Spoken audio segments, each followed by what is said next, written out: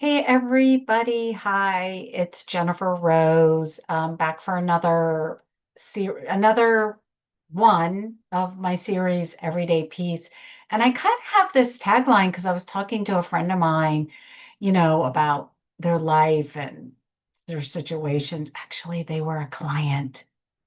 But I call everyone a friend. Anyways, they were talking about an issue and I was just like, really the goal, no matter what, is more peace more often.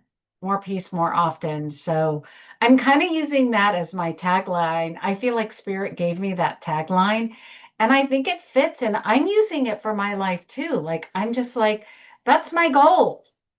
More peace more often. And more peace means, like eliminating the noise. Okay, so I digress. Don't judge me. Don't judge me. But I asked Chat GPT to write me an intro because there's some things I forget to mention. One of the things I wanted to mention is that on this channel, this series in 2026, that the series Everyday Peace, the idea is that we're using universal spiritual principles to help us solve our everyday problems. And those universal spiritual principles come from all sorts of books and teachings and religions and friends and mentors and gurus. But there's this idea of like, well, how do we use it in our lives? So that's what this series of Everyday Peace, I'm going to use my tagline, more peace, more often. That's what we're focusing on in this series. And I'm just looking at what chat said. Chat said, remind everyone to subscribe to the channel, please. If you find any of this information helpful, entertaining, interesting, um, controversial, if you find any of this material, any of those things, help me by subscribing to the channel. And then also it helps to, if you've got questions or comments, you can put something in the comments. You could also write me a letter. I have my email in the description box. Okay, friends, let's go on ahead and get started. This one's actually from the newspaper, which I always think is funny. On the back of the newspaper is the funny papers. I don't know if your parents ever said something to you like, hey, see you in the funny papers as they're saying goodbye. So this is us in the funny papers. So I'm going to go on ahead and get started. This one's from Running on Empty. And I like this one. Actually, I like all of them. I always want to thank the person writing in for being vulnerable, for being courageous, for being willing to just put it on pen to paper and just say, hey, this is how I'm feeling. These are my questions. And then I'm going to give my ideas, my answers. I'm going to tune in and connect with guidance, which is always brings more peace more often when we're tuning into guidance for our answers. That internal instinct, that internal intuition, that wise self, higher mind giving us wisdom. So here is the question from Running on Empty. I am the friend everyone calls when they need something. I am the one who remembers birthdays, checks in after surgeries, brings soup when someone is sick, and sends the just thinking of you text. If a friend is going through a divorce, I'm there. If someone's child is struggling, I listen for hours. If there is a crisis, I show up. But lately, I have started to notice something painful. When I'm the one having a hard time, the room gets quiet. A few months ago, I went through a health scare. It turned out to be okay. But while I was waiting for test results, I was terrified. I told a few close friends, women who I have supported for years. One sent a heart emoji. One changed the subject and started talking about her kitchen renovation. Another said, you're strong. You'll be fine. Whew. Which somehow made me feel even more alone. Yeah, I feel you, sister. I have a lot of compassion for you and I feel you. But let's carry on. Let's get to the meat of it. I know people are busy. I know not everyone is good at emotional support, but I'm starting to feel less like a friend and more like an emotional utility service. Yeah, yeah, those emotions are telling you something.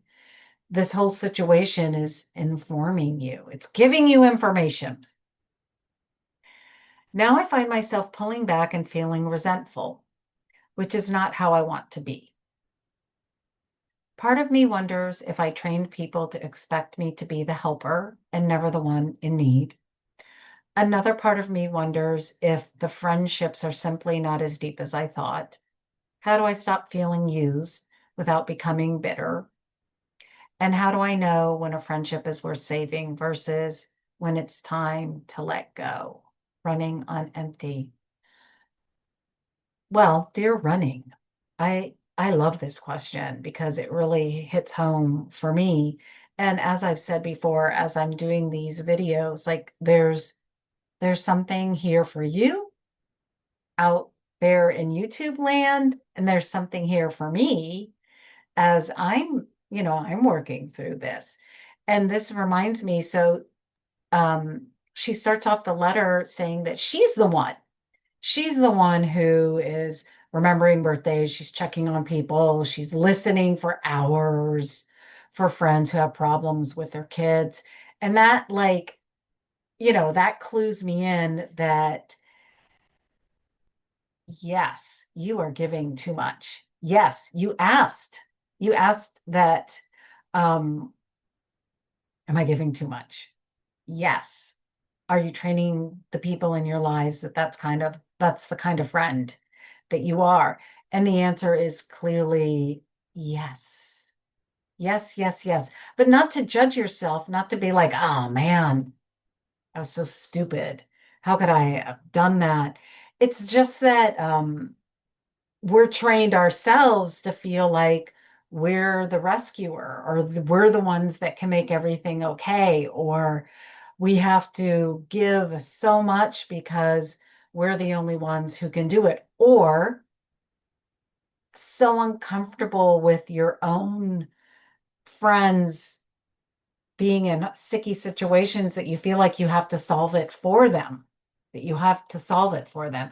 So could be both, could be either or, but it's your curiosity that's going to help you figure that out. However, you are asking here, how can you pull back? No, that is not what you're saying. You're saying you find yourself pulling back.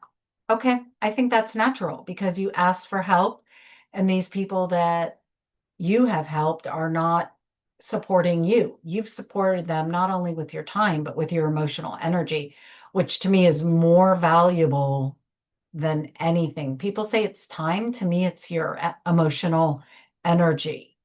Um, so they're not reciprocating. They're not giving you the support back, and you're pulling back. Like to me, that feels natural because what you thought the relationship was, it's not. You thought it was reciprocal, but it's not reciprocal. So that's like great information. However, it's natural to kind of like be shocked, like, whoops, whoa, I thought it was one thing, but it's not the thing I thought it was.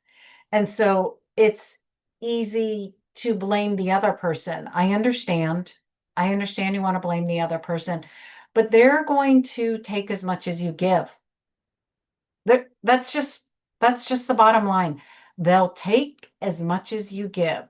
And the answer to that feeling that if you stop giving, they'll be left high and dry, or if you stop giving your emotional energy to them, they won't um, they won't get what they need, or you're the only one that can solve the problem for them. You're the only one that can rescue them. Well, the truth is, People who are more like absorbers of other people's emotional energy, trust me, they'll find someone else. They always do. So it's really not about blaming them for not having a reciprocal relationship with you regarding emotional energy, emotional support, emotional time. It's really about you getting clear on how you want to spend your emotional energy.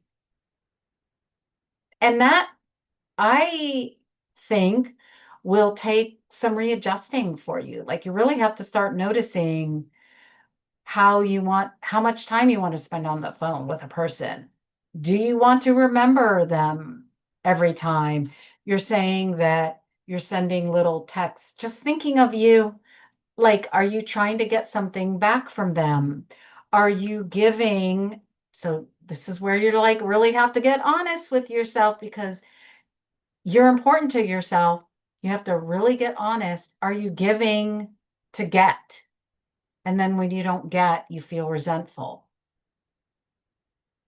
So these are your questions that you can ask yourself. Now, I'm just kind of being straight up and honest with you because you wouldn't have written the letter, you wouldn't have asked unless you were like interested and curious because you don't want to be resentful. I don't want to be resentful. You know what Joyce Meyer says?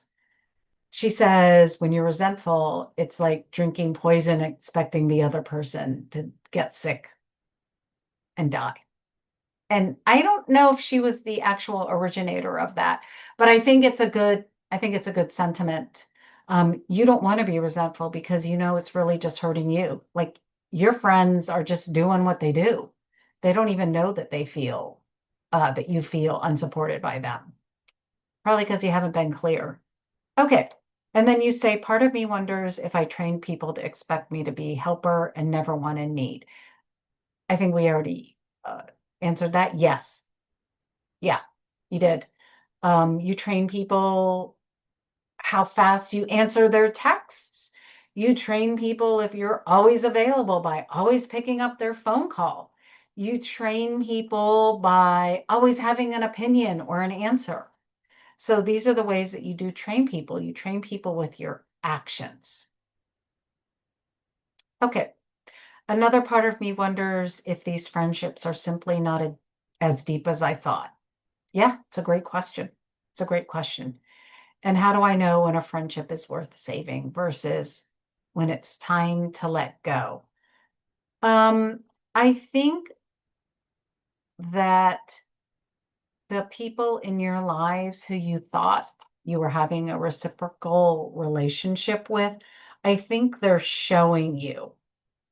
Now, if you're interested, I feel like if you've got a group of people, some of them are your closer friends, and you could be honest with them and just say, hey, it's really going through a hard time, or I'm going through a hard time. I could use some support. You got a minute to chat? I really need to chat, or however you feel like you need help. You could ask them and then let them show you. They will reveal themselves to you gladly. They will show by their actions, and the actions always speak louder than words. So this is a great question on really getting clear on why you're overgiving, who you're overgiving to, and then also asking for support and notice how that goes. Now, I understand that if you're like a giver, because I know I always was an overgiver because I thought I had all the answers.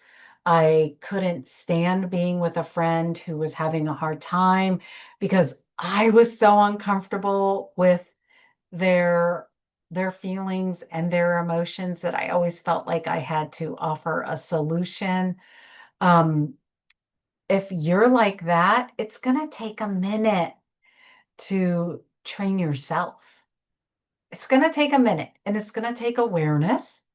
And it's going to take trust and faith that if some of your friends fall away, or even your family members that you feel like maybe your relationship isn't as close anymore if you don't have this you're giving and they're taking this uneven relationship. It's going to take faith and trust that you have everything in you that you need to build relationships that are more based on a balanced reciprocity. Am I saying that right? Where the give and take is more balanced and um, it feels healthier. It feels more fulfilling. It feels genuinely authentic and deep. And relationships, we don't throw people away because they didn't give what we thought they should give at a given time. Unless you do want to throw them away. I mean, that's totally up to you. Some people you really do just have to back away and disconnect. But some people, the relationship is going to change and it's going to grow as you change and as you grow, as you invite your inner guidance. I call it Holy Spirit, as you invite Holy Spirit or your wise self to teach me what is a balanced relationship look like. Teach me, when am I giving more because I'm fearful that people won't like me, or I think I'm the only one who can be the rescuer. Teach me, Holy Spirit, Jesus, divine love, higher power. Teach me how to have reciprocal relationships. And it takes time because you're retraining yourself and you're retraining the people in your life. And we don't get retrained in a minute. We get retrained with little tiny steps over time. It's going to take time for you to continue to watch yourself, notice how you feel, notice how your friends and your families reply and reciprocate to you. Notice if it feels equal and loving, or if it feels abrupt and they don't have time for you. That's going to inform you what kind of relationship you have with your people, your families, and your friends. So the idea is that there's fruitage, there's something for you to learn about yourself as you're willing to move through the relationship. I mean, you could hide. I mean, one idea is excuse me, you could hide in a corner and just feel resentful, but that's not what you want to do. So it'll take time for you to retrain yourself, asking for Holy Spirit, asking for guidance, asking for inner wisdom to reveal itself and to help you remake these relationships. And some people do fall away, and that's okay. That is, doesn't mean anything about you, doesn't mean anything about them. It means that that relationship is in the appearance, in the form, is complete for the moment. And you might come back around. I've had lots of relationships where we float away and then we come back together. And then sometimes we float away again and then we come back together. So that might happen too. But the idea is that you are not deciding for yourself what the relationship is. You're staying aware, you're willing to work at it, and you're asking for support. Now let's see what the newspaper has to say. Let me take a sip of water. We'll recap with this. All right, so this person answering in the newspaper says, "You are not wrong to feel hurt. Even the strongest friend needs someone to bring the soup. Some people are caring but clueless." Yeah, you got to ask for what you need. You really do. Others are happy to drink from your well and never ask who fills it. Your job is to figure out which is which. Start small and tell the truth to those who are draining you. I care about you, but I've been feeling a little lonely lately. A good friend may be surprised and do better. A fake friend who is using you will get defensive or disappear. Yeah, you know, they'll just fall away, which is hurtful but useful information that reveals who they really are. Agreed. Stop doing so much. Yeah. Yeah. Just stop. Just stop. Now, I could do like a whole video. I could do a whole series on setting boundaries, boundaries, boundaries. If you want that series of videos, let me know in the comments and we'll do boundaries because that's really important. You can't stop doing so much if you feel compelled. It's almost like an addiction to doing. It's compulsion. It's a compulsion. You can't stop doing it unless you're really working with that compulsion. So let me know. I'll carry on. Not every crisis needs your cape. I like that. Yep. Stop doing so much. Not every crisis needs your cape. Relationships get lopsided when one person is always the lifeguard. Choose people who can sit with your feelings, not just borrow your strength. Yeah. Yeah. So, my friends, okay, I hope you found this helpful. And I'll see you next time. See you in the funny pages.